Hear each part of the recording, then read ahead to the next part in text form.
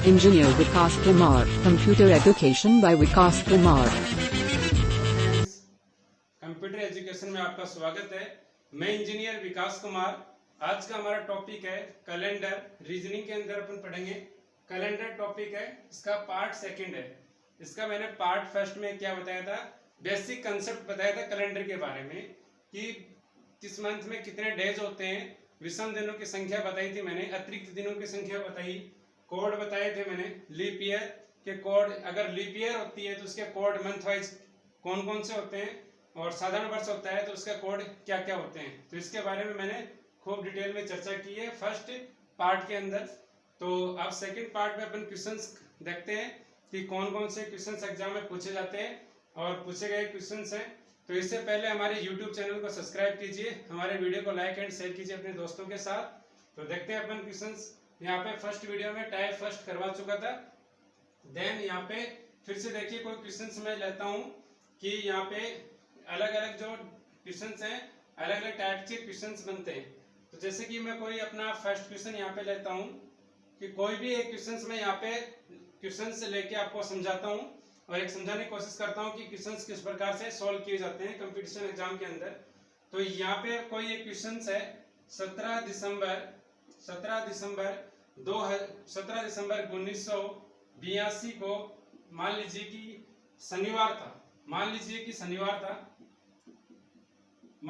शनिवार था। ये क्वेश्चन अपना 17 दिसंबर 1982 के दिन शनिवार था।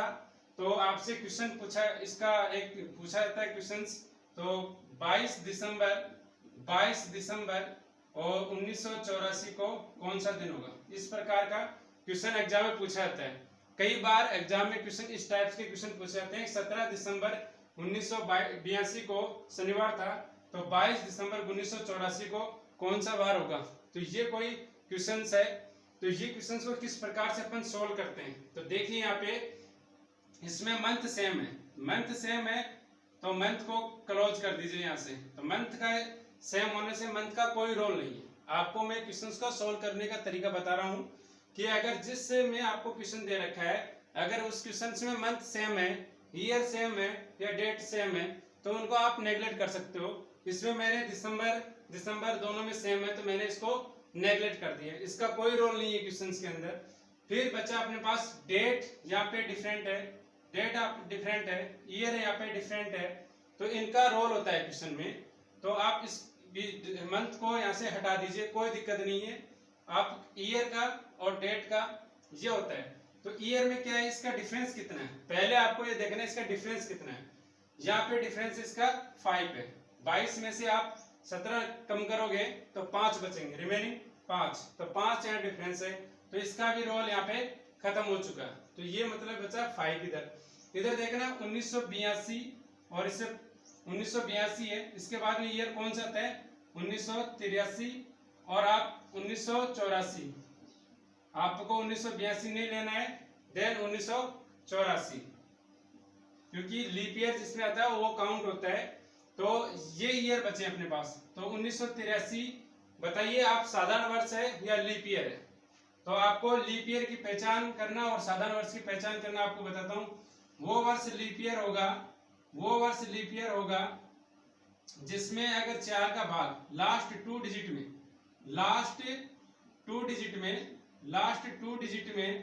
4 का भाग पूरा जाता है, लास्ट 2 डिजिट में 4 का भाग पूरा जाता है, वो लीप ईयर कहलाता है, लीप ईयर।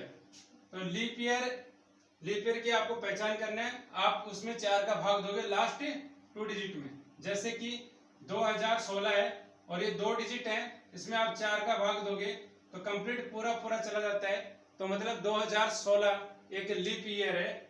और जैसे कि आप 2017 में अगर भाग दोगे 4 का, तो ये 4 का भाग इसमें नहीं जाता है, तो ये साधारण वर्ष है, यानी नॉर्मल ईयर है, साधारण वर्ष है। तो इस प्रकार से इस क्वेश्चन को अपन सॉल्व करते हैं। बेसिक आपको मैं यहाँ पे बताता चलता हूँ और ट्रिक भी आपको मैं बताता चलता हूँ यहाँ पे क्वेश्चंस के अंदर किस प्रकार से क्वेश्चंस को अपन सॉल्व करते हैं, ठीक है। तो यहाँ पे 1983 में एक जो नॉर्मल ईयर होता है, मैं यहाँ पे बता देता हूँ, आपको समझाता हूँ। एक नॉर्मल ईयर होता है मतलब साधारण ईयर, एक नॉर्मल ईयर यानी साधारण वर्ष। एक साधारण वर्ष होता है, उसमें 365 दिन होते हैं, और उसमें आप 7 का भाग दोगे तो उसमें एक डेज अतिरिक्त बचेगा। वो डेज अतिरिक्त बचता है, तो एक साधारण वर्ष में तो एक डे अतिरिक्त बचता है। और लीप ईयर में कितने डेज अतिरिक्त बचते हैं? 2। एक तो फरवरी वाला। लीप ईयर में क्या होता है? लीप ईयर में फरवरी होता है। जो अपना फरवरी मंथ होता है वो 29 दिन का होता है। इसमें जैसे 7 का भाग देंगे तो एक दिन तो ईयर रिमेनिंग बचेगा, और एक अपना ईयर वाला रिमेनिंग बचेगा। तो इसी कारण क्या है, 2 डेज होते हैं, यानी इसमें अतिरिक्त दिन होंगे। अतिरिक्त 1984 इसमें भाग दोगे आप तो ये लीप ईयर है। ये क्या है? लीप ईयर है। ये लीप ईयर है, ये नॉर्मल ईयर है।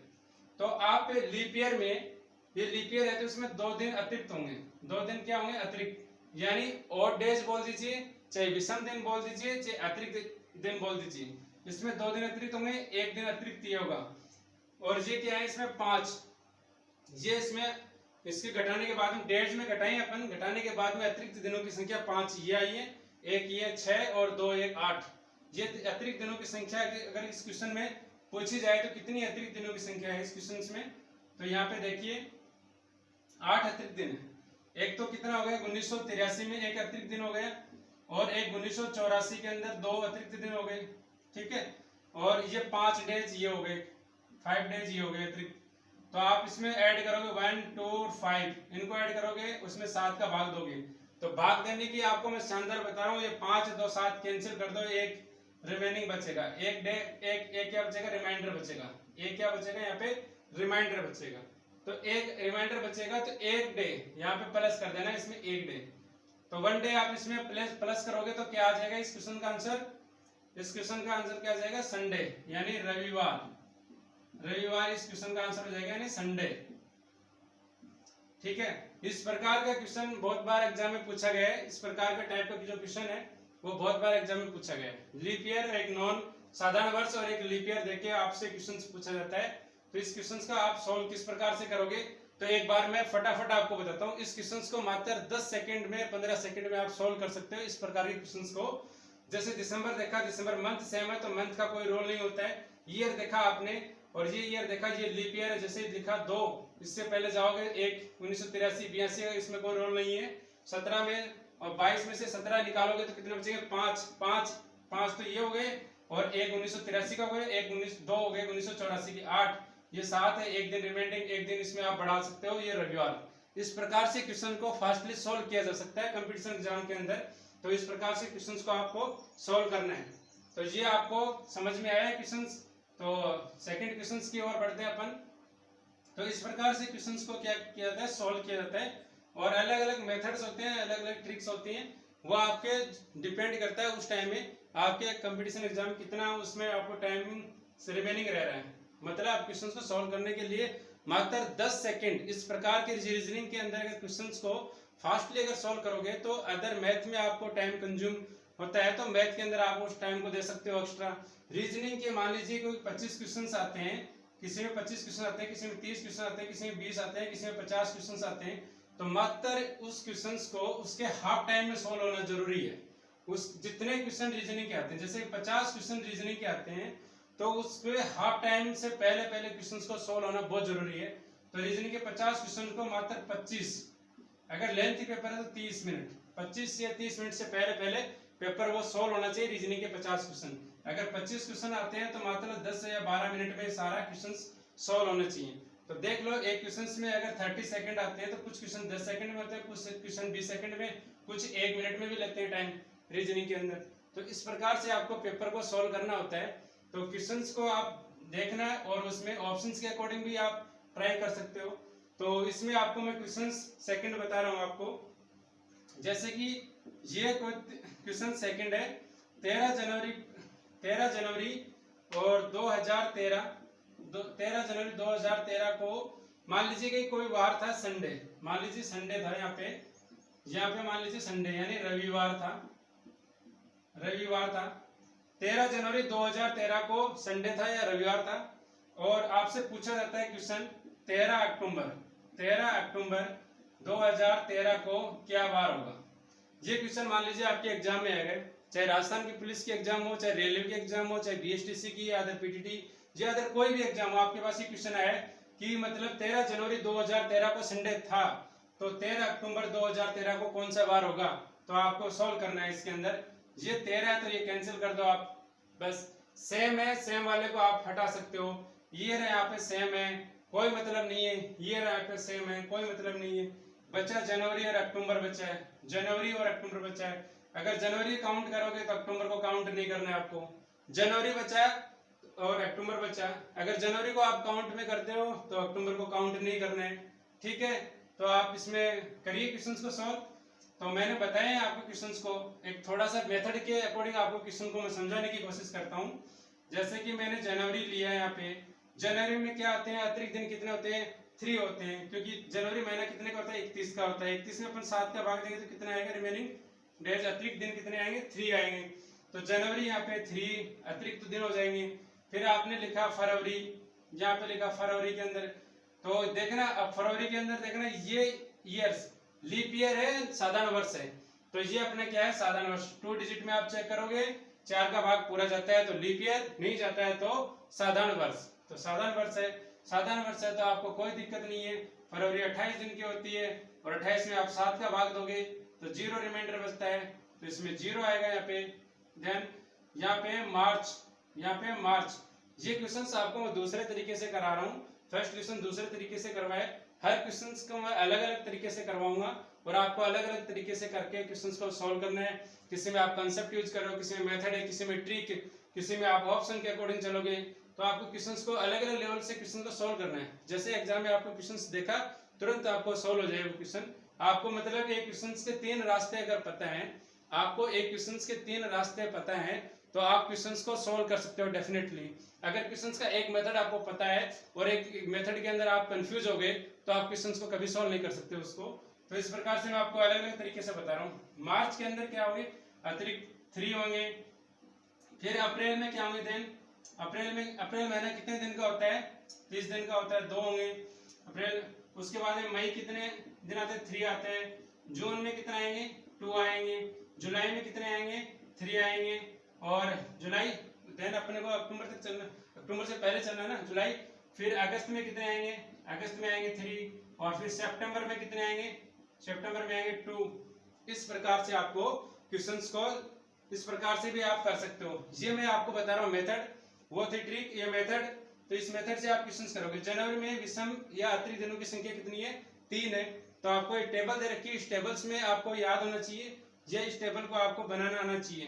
तो जनवरी में विषम दिनों की संख्या ये है, एक साधारण वर्ष है तो फरवरी में 0, मार्च में यहाँ पे 3, अप्रैल में 2 और मई में 3 और यहाँ पे जून में 2 और जुलाई में 3, अगस्त में 3 और सितंबर में 2।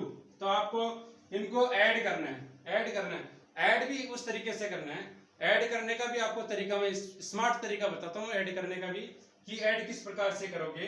तो देखना यहाँ पे ऐड किस प्रकार से करोगे। जैसे कि यहाँ पे 3 है, ये 3 है, 3 है 6 2 8 3 11 और ये 3 कितने हो गए 14, तो ये कैंसिल हो गए। फिर बचेगा 2 3 5 और 5 2 7, ये भी कैंसिल हो गए। तो आप यहाँ पे रिमाइंडर क्या बचा, यहाँ पे रिमाइंडर क्या बचा, 0 बचा। यहाँ पे रिमाइंडर क्या बचा, यहाँ पे 0, यानी शेषफल या अतिरिक्त दिन आपको 0 बचा, 0 रिमेनिंग बचेगा। यहाँ पे 0 बचेगा। 0 का मतलब क्या होता है, संडे। 0 का मतलब क्या होता है, संडे। तो इस क्वेश्चन का आंसर क्या आ जाएगा, यहाँ पे संडे आ जाएगा। इस क्वेश्चन का आंसर क्या आ जाएगा, संडे आ जाएगा। मतलब 13 जनवरी 2013 को संडे था तो 13 अक्टूबर 2013 को भी संडे होगा। ये क्वेश्चंस है। तो आपको मैंने इस क्वेश्चंस को मेथड से बता दिया आपको क्वेश्चंस को। अगर ट्रिक से अगर देखना चाहते हो तो क्वेश्चंस को 13 डेट क्लोज, यहाँ पे देखा leap year not leap year, तो देखा कि साधारण वर्ष है, लीप ईयर है तो साधारण वर्ष है तो कैंसिल कर दिया। देन अक्टूबर और जनवरी, तो जनवरी का अगर काउंट करोगे तो अक्टूबर को काउंट नहीं करोगे। बचे कितने और डेज, उसके अकॉर्डिंग आप कैलकुलेट करके और उसमें 7 का डिवाइड कर सकते हो।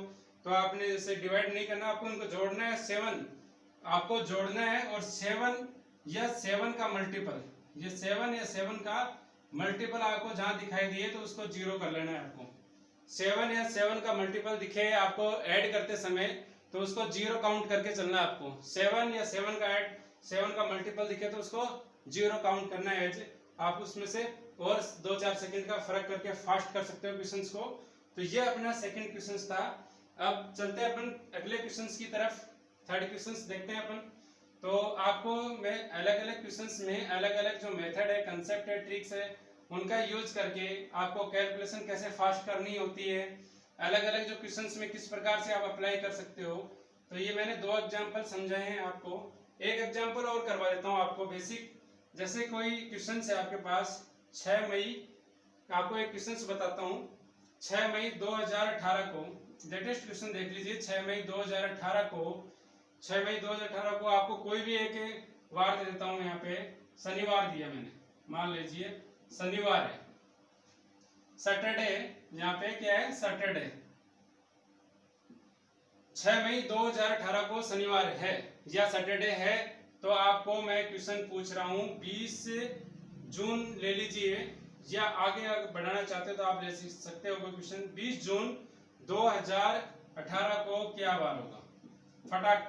इस क्वेश्चन को मात्र 5 सेकंड में 7 सेकंड में क्वेश्चन सोल्व किया जा सकता है क्वेश्चंस भी। तो आपको ये देखना है कि क्या हुआ कि 6 मई 2018 को शनिवार यानी सैटरडे है और 20 जून 2018 को आपसे पूछा गया है। तो आप इस क्वेश्चन को किस प्रकार से सोल्व करोगे, तो देखिए यहाँ पे 2018 क्रॉस कर दीजिए कि 2018 एक नॉर्मल ईयर है, एक नॉर्मल ईयर है, तो इसका कोई रोल नहीं है इस क्वेश्चन में। आप इसका डिफरेंस लोगे 14 आएगा, तो 14 का यहाँ पे कुछ भी रोल नहीं है। 7 या 7 का मल्टीपल हो, 7 या 7 का मल्टीपल हो तो आपको एज ए 0 काउंट करना है, क्योंकि इस 14 में 7 का भाग दोगे रिमाइंडर क्या बचेगा, 0 बचेगा। तो एज ए 0 काउंट करना है आपको। 7 का मल्टीपल हो 7 हो तो 0 है, तो इसका भी यहाँ पे रोल खत्म हो गया, इसका भी यहाँ पे रोल खत्म हो गया क्वेश्चंस में। अब बचा अपने पास मई और जून बचा। अगर जून को नहीं लेना है तो आप मई से काउंट करोगे। अब यहाँ बता दीजिए मेरे को, मई के अंदर विषम दिनों की संख्या कितनी होती है, 3। मई के बाद में क्या बचा अपने पास, जून। जून को अपने को लेना नहीं है, जून को अपने को लेना नहीं है। मई में क्या है, विषम दिनों की संख्या 3 बची है, जून को अपने को लेना नहीं है। 3 आप इसमें ऐड कर दो, इसमें से अगर 3 ऐड करोगे आप कितना आ जाएगा, तो शनिवार के बाद जैसे कि आपने संडे, मंडे, ट्यूसडे, तो मंगलवार इस क्वेश्चन का आंसर आ जाएगा। इस क्वेश्चन का आंसर क्या आ जाएगा, मंगलवार आ जाएगा। मंगलवार यानी ट्यूसडे। तो ये इस प्रकार से शॉर्ट ट्रिक से भी आप क्वेश्चन सोल्व कर सकते हो। मैंने ये क्वेश्चन आपको शॉर्ट ट्रिक से बताया है कि आपको इस प्रकार से 7 या 7 का मल्टीपल हो तो 0, वैसे तुरंत आपको कर देना है। देन यहाँ पे ईयर्स दे रखा है, तो आपको ईयर को देखना है, सिर्फ आपको माइंड की स्पीड से देखना है कि ईयर लीप ईयर है, नॉन लीप ईयर है, साधारण वर्ष है या लीप ईयर है। तो देखा ये तो साधारण वर्ष है तो क्रॉस कर दो, इसको आपने देखा मल्टीपल है तो 0 कर दो। मई के दिन बाद जून आता है तो आपको जून को काउंट नहीं करना है, मई बचा अपने पास। मई में क्या होता है, विषम दिनों की संख्या 3 होती है, तो आप इनमें 3 ऐड कर दो। शनिवार में 3 ऐड करोगे तो रविवार, सोमवार और मंगलवार इसका उत्तर आ जाएगा। सैटरडे में आप 3 ऐड करोगे तो ट्यूसडे, इंग्लिश के लिए आप तो ट्यूसडे। तो ये क्वेश्चंस कुछ भी नहीं है, आपको क्वेश्चंस को मात्र 10 सेकंड में क्वेश्चंस को इस प्रकार से आप सोल्व कर सकते हो, by methods, by concept, by tricks. अलग अलग आप जैसे आप घर पे प्रैक्टिस करते हो, आपको एक अच्छा तरीका बताता हूँ आपको। जैसे कि घर पर आप प्रैक्टिस करते हो तो घर पे आप कंसेप्ट का यूज करो, कंसेप्ट सीखो, और आपको कोड पता होना चाहिए, हर ईयर के कोड कंसेप्ट आप यूज करके सीखो। देन उससे प्रैक्टिस हो जाए, 10-15 क्वेश्चंस लगाना। देन उसके बाद प्रैक्टिस हो जाए तो फिर आप एक मेथड, टेबल के अकॉर्डिंग मेथड्स को आप देखो। देन आपको उसके बाद 20-30 क्वेश्चन आपने वो कर ली। देन आपको फिर ट्रिक से यूज करना है, फिर ट्रिक्स में एक प्रैक्टिस सेट लगाना है आपको 50 क्वेश्चन का, मात्र 20 मिनट के अंदर आपको कैलेंडर के क्वेश्चन सोल्व करने हैं। मात्र 20 मिनट में 50 क्वेश्चन सोल्व करने हैं, उससे पहले 10 या 15 मिनट में सोल्व करने हैं सारे। तो इस प्रकार से क्वेश्चंस को सोल्व करना है। आपको एलिमिनेट करना है क्वेश्चंस की जो फॉर्मेटिंग होती है उसको आपको समझना होता है, और क्वेश्चंस की फॉर्मेटिंग को समझते हुए आपको ईयर, मंथ, डेट, इसमें 3 ही मिलेंगे आपको। कैलेंडर के क्वेश्चंस में आपको 3 ही मिलेंगे, या तो मंथ, ईयर, डेट। इन डेटों पे आपको एलिमिनेट करना है, किस ईयर को हटाना है, किस मंथ को हटाना है, किस डेट को आपको हटाना है, किसको घटाना है, किसको जोड़ना है। तो आपको ये प्रैक्टिस आपको करना है, इतनी फास्टली करना है। तो इस वीडियो ये अपना पार्ट 2 था, कैलेंडर का ये पार्ट 2 था। इस वीडियो में इतना ही, तो आपको समझ में आएगा वीडियो। इस वीडियो से पहले आपको हमारा फर्स्ट वीडियो देखिए, देन उसके बाद में आप सेकंड वीडियो को देखिए, उसके बाद में प्रैक्टिस क्वेश्चंस को सॉल्व कीजिए। आने वाले इसी वीडियो पार्ट 3 के अंदर आपको मैं क्वेश्चंस करवाऊंगा और भी क्वेश्चंस करवाऊंगा। तो आज के लिए इतना ही। Thanks for watching my video. धन्यवाद।